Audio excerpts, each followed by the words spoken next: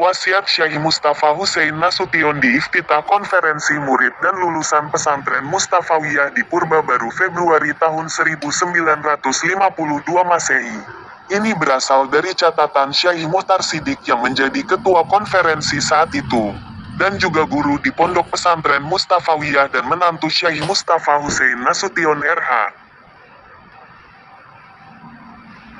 Adapun poin isi pidato Syekh Mustafa Hussein Nasution sebagai berikut. Sampai tahun ini saya telah berumur 65 tahun. Maka harapanku kepada anak-anakku sekalian agar supaya usaha yang telah aku mulai dalam hal mengajar dan mengembangkan agama Allah dapatlah anak-anakku sekalian memenuhinya. Dan apa-apa pelajaran yang telah anak terima daripada aku adalah itu pelajaran yang aku terima daripada guru-guruku saat belajar di Makkah Mukarramah. Oleh karena itu hendaklah anak-anakku amalkan dan jangan menyimpang daripadanya. Mudah-mudahan Tuhan memanjangkan umur kita sekalian dalam usaha yang telah aku mulai ini. Selanjutnya untuk melanjutkannya kelak bila ajalku telah tiba, kata Syekh Mustafa Hussein Nasution. Lebih lanjut beliau berpesan agar Madrasah Mustafawiyah tidak keluar dari faham ahli sunnah wal jamaah. Pemahaman ahli sunnah wal jamaah memang tetap dipertahankan di Pondok Pesantren Mustafawiyah Purba Baru sebagaimana dalam skripsi pemikiran Haji Mustafa Bakri Nasution terhadap pemahaman AHLUSUNNAH wal jamaah di Pesantren Mustafawiyah. Desa Purba Baru Kecamatan Lembah Sorik Marapi Kabupaten Mandailing Natal, yang ditulis oleh Khairul Huda Fakultas Usuluddin dan Studi Islam Universitas Islam Negeri Sumatera Utara Medan 2018. Golongan aliran Ahlussunnah wal Jamaah adalah orang-orang yang mengikuti sunnah Rasulullah, Islam yang memberi rahmat bagi seluruh alam, sebagaimana yang diajarkan oleh Nabi Muhammad SAW dan sesuai dengan apa yang telah digariskan dan yang diamalkan oleh para sahabatnya. Ketika Rasulullah SAW menerangkan bahwa umatnya akan terpecah menjadi 73 golongan, dengan tegas Nabi SAW menyatakan bahwa yang benar adalah yang tetap berpedoman pada apa saja yang diperbuat oleh Nabi SAW dan para sahabatnya. Sebagaimana yang dijelaskan Nabi dalam hadis yang artinya, dari Abu Hurairah, sesungguhnya Rasulullah SAW bersabda, terpecah umat Yahudi menjadi 71 golongan, dan terpecah umat Nasrani menjadi 72 golongan dan akan terpecah umatku menjadi 73 golongan semuanya masuk neraka kecuali satu. Berkata para sahabat, siapakah mereka wahai Rasulullah? Rasulullah menjawab, mereka adakah yang mengikuti aku dan para sahabatku? Hadis riwayat Abu Daud, Turmizi dan Ibnu Majah. Golongan Ahlussunnah wal Jamaah sesungguhnya bukanlah golongan aliran baru yang muncul sebagai reaksi dari beberapa aliran yang menyimpang dari ajaran agama Islam. Golongan Ahlussunnah wal Jamaah justru berusaha untuk menjaga agama Islam yang akan mencerabut ajaran Islam dari akar dan pondasinya semula.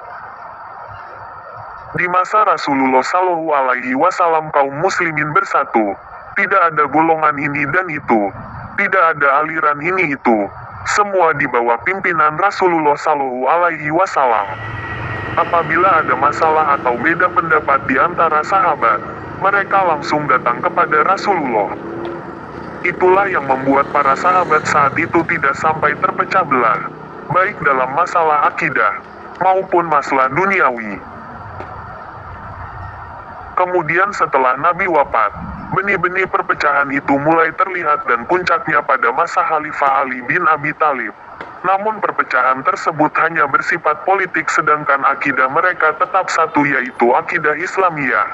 Meski saat itu sudah mulai tumbuh benih-benih penyimpangan akidah yang disebarkan oleh Ibn Sabah, seorang yang dikenal dalam sejarah Islam sebagai pencetus paham Syiah.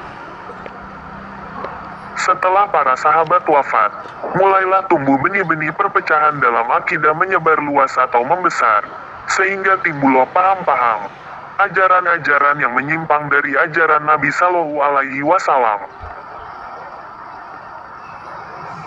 pada masa itu terpecah belah dalam dua golongan. Satu golongan dikenal sebagai golongan-golongan ahli bid'ah, atau kelompok-kelompok sempalan dalam Islam, seperti Mu'tazilah, Syiah, Rawafid, Khawarij, dan lain-lain. Sedang golongan yang kedua adalah golongan terbesar, yaitu golongan-golongan yang tetap berpegang teguh kepada apa-apa yang dikerjakan dan yang diyakini oleh Rasulullah SAW bersama sahabat-sahabatnya. Golongan yang terakhir inilah yang kemudian dikenal dengan golongan Ahlussunnah wal Jamaah. Jadi golongan Ahlussunnah wal Jamaah adalah golongan yang mengikuti sunnah-sunnah Nabi dan Jamaatus Sahabah. Hal ini sesuai dengan hadis Rasulullah bahwa golongan yang selamat dan akan masuk surga Al-Firqah An-Najiyah adalah golongan yang mengikuti apa-apa yang aku, Rasulullah, kerjakan bersama sahabat-sahabatku. Dengan demikian akidah Ahlussunnah wal Jamaah adalah akidah Islamiyah yang dibawa oleh Rasulullah dan golongan Ahlussunnah wal Jamaah adalah umat Islam. Lebih jelas, Islam adalah Ahlussunnah wal Jamaah dan Ahlussunnah wal Jamaah itulah Islam. Sedangkan golongan ahli bid'ah seperti Mu'tazilah, Syiah, Rawafid, dan lain-lain adalah golongan yang menyimpang dari ajaran Rasulullah, yang berarti yang menyimpang dari agama Islam. Dengan demikian akidah Ahlussunnah wal Jamaah itu sudah ada sebelum Allah menciptakan Imam Ahmad, Imam Malik, Imam Syafi'i, dan Imam Hambali.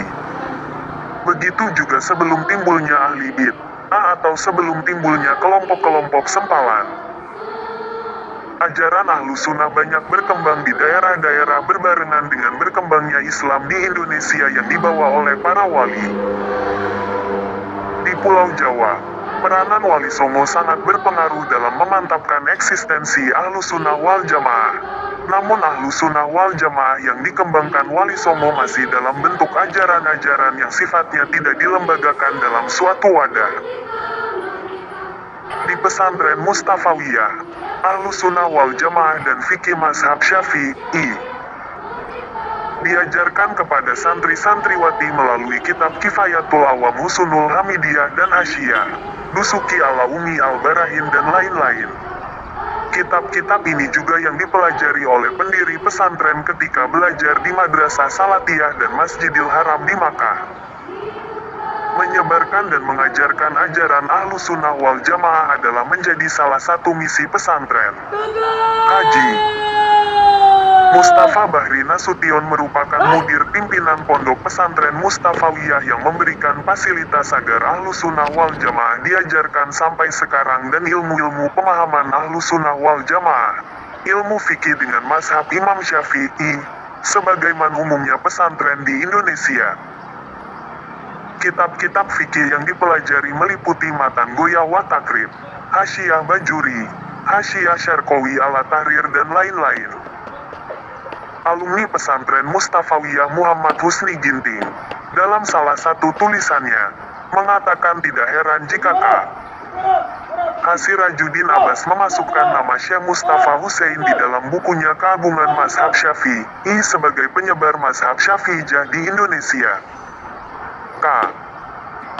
Ardabili menganjurkan kepada santri agar ilmu pemahaman Ahlussunnah wal Jamaah yang diperoleh disebarkan kepada masyarakat umum melalui santri Mustafawiyah yang ceramah saat libur sekolah. Ciri khas pesantren Mustafawiyah adalah penguasaan kitab kuning, kitab-kitab klasik karya ulama terdahulu yang tidak berbaris dan kertasnya berwarna kuning. Untuk dapat membaca dan memahami kitab tersebut, para santri harus menguasai ilmu-ilmu alat terlebih dahulu, dan ini yang paling diutamakan mencakup nahu, saraf, mantik, balaghah, lughah hingga imla. Semua ilmu alat ini dipelajari dari kitab yang paling rendah hingga yang paling tinggi. Ardabili menegaskan begitu juga pelajaran lainnya dipelajari dengan menggunakan kitab kuning sampai kitab tertinggi yang disesuaikan dengan tingkatannya.